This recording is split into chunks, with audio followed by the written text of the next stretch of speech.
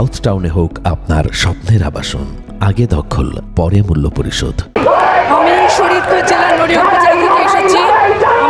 আপনি জানেন আমরা 3 দিন যাবত এখানে অবস্থান করছি। আমাদের কর্মসূচি চলমান। আমাদের 3টা দাবি নিয়ে এখানে এসেছি। প্রথম দাবি হচ্ছে দশম গ্রেড, দ্বিতীয় দাবি হচ্ছে 10 বছর এবং 16 বছর পূর্তিতে উচ্চতর গ্রেড প্রাপ্তির যোগ্যতা, তার সমস্যা সমাধান। আর 3 নম্বর দাবি হচ্ছে শতভাগ পদোন্নতি। আমাদের যোগ্যতার কোনো ঘাটতি নেই, দশম গ্রেড বাস্তবায়ন চাই। আমাদের অনেক সময় অনেক আশ্বাস দিয়েছে। আমি 17 রাজপথে ছিলাম, কিন্তু আমরা আমাদের আশ্বাসে শুধু কোনো বাস্তবায়ন হয় না। এবার আমরা কঠোর কর্মসূচিতে এসেছি। আপনি জানেন বিদ্যালয় কর্মসূচি চলছে, কর্মবিরতি চলছে, আর আমরা এখানে রাজপথে চলে এসেছি এবং 2 লক্ষ শিক্ষক আসতেছে। অতি দ্রুত আমাদের দাবি বাস্তবায়ন করুন এবং আমাদের শ্রেণীকক্ষে ফিরিয়ে নেন, এই উদাত্ত আহ্বান। কি বলবো, আমি আজ 12 বছর যাবত চাকরি করছি, কিন্তু এখনো আমি 30,000 টাকাও বেতন পাই না। এই যে 17-18,000 টাকা দিয়ে আমার পরিবার চালাতে খুব হিমশিম খাচ্ছি এবং আমার 10 থেকে 15 তারিখের পরে আমার কাছে কোনো টাকা থাকে না, ঋণ করে পরিবার চালাতে হয়। এটা বাস্তব কথা। আমি শিক্ষক, আমি চাইলেও 8-10 জনের মতো করে সকল কাজে যেতেও পারি না, কারণ 9টা থেকে 4:30 পর্যন্ত আমার ডিউটি।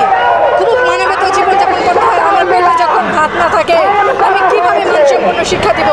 এটা জাতির জন্য লজ্জা, বিবেক জাগ্রত হওয়া উচিত, শিক্ষকের দাবি মেনে নেওয়া উচিত। এটা হাস্যকর, আপনি জানেন কি জানেন না, আমি বলতে চাই মিডিয়ার মাধ্যমে, 9টা থেকে 4:30 পর্যন্ত অবস্থান করি। আমার টিফিন ভাতা 6 টাকা।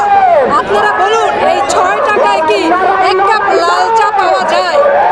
তা অচিরেই আমি এই 6 টাকা প্রত্যাখ্যান অনেক শিক্ষক করেছে। আমি এবার ঘৃণা ভরে প্রত্যাখ্যান করছি।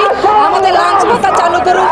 সেটা দুপুরে খাবার জন্য কি পরিমাণ টাকা লাগে একজন মানুষের, সেইভাবে লাঞ্চ ভাতা বরাদ্দ করা হোক।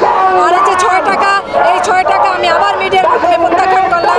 জাতি যদি এতটা দরিদ্র হয়, এতটা অসহায় হয়, আমি 6 টাকা দান করে দিলাম। একজন সরকারি ড্রাইভার 17তম 16তম গ্রেড থেকে তার পদোন্নতি হয়ে যায় 10ম গ্রেডে, 11তম গ্রেডে সে বেতন পাচ্ছে।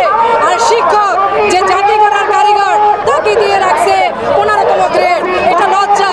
ড্রাইভার আমাদের চেয়ে বেশি বেতন পায়, এই লজ্জা কোথায় রাখি বলে? সর্বশেষ দাবি হচ্ছে 3টা। আমাদের যোগ্যতার কোনো ঘাটতি নেই, দশম গ্রেড বাস্তবায়ন চাই এবং আমাদের উচ্চতর গ্রেড প্রাপ্তির যে জটিলতা, সেটা সমস্যার সমাধান করবেন। আর আমার ডিপার্টমেন্টের শতভাগ পদোন্নতি চাই। আমি আমার ডিপার্টমেন্টের প্রধান হয়ে কাজ করতে চাই।